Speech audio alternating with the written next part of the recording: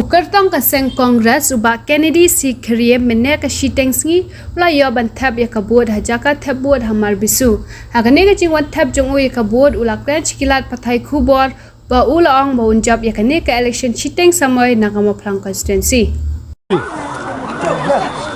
expectation janga kalong ngajop ya kane election by election namo plang Kaya kita kada kita kun laingot pada jong pi buat UDP ne buat NPP kita kun. Kaji kun kada buat ke UDP. Kaya ke bangaya surum sene ngai ba kaji kun janga kada buat ke UDP. Kam dai buat ke NPP.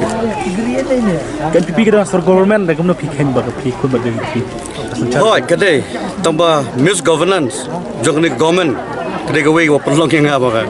Suthu ba ngan job hai bang ka klan ke UDP. Nanta sa ka wei kalong ba.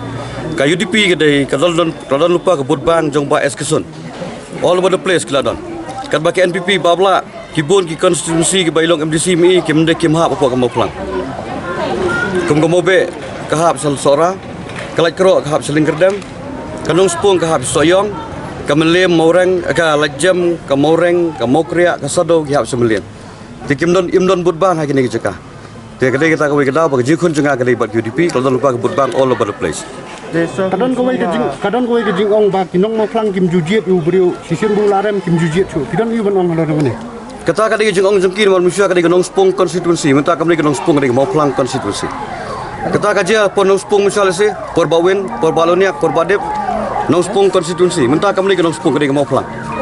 So do you think the sympathy wave is going to play a huge role in this election? No, sympathy will not work. It will work to some extent but not at a large extent. Whom do you consider your biggest contendant, UDP or NPP? UDP is the contender. So, close rival with me. So do you see the chances of NPP candidates somehow giving you a tough fight? Not at all.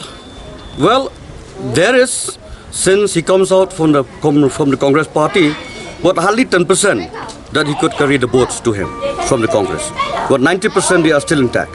They are with the party Congress. Since 2013 how is the response of the people now compared to those years? What do you say, Mr. George? Response of the people here. Yes, okay. The voters compared to the past elections. Response of the people is much better this time than in 2013. Because 2013 I'm fighting with Baji Elingdo, the minister, the sitting MLA, 3 times sitting MLA and a minister.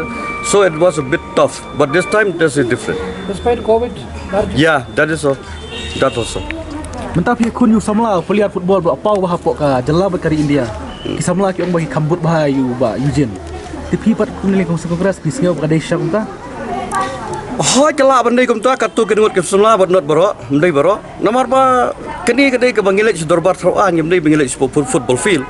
Tiki pa bat ki samla habakut ki sngeu ba ki jet yu samla na kamta ke sports bat ki we ndai kum nong mi khmat ki yawan perkhat bunsen. Namar ba man mi khmat ya constituency yu pa kam ke qualification kum sport player. Ti jimat ki ba pungsan ada pisa dia nak ke by election. Fighting corruption and misgovernance. So do you think this by-election is going to have huge impact in the 2023 elections if you win?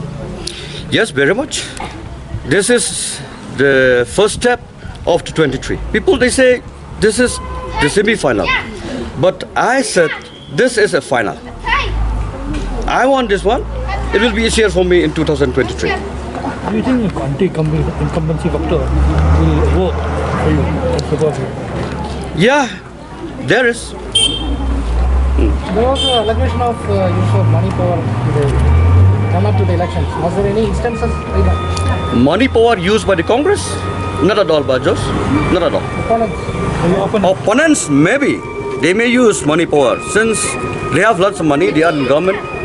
So, but still, I couldn't say. I heard that people are saying that especially NPP, they are throwing money left and right. Even UDP also. But I couldn't have any proof at all. Just what I heard say from the people that they are throwing money.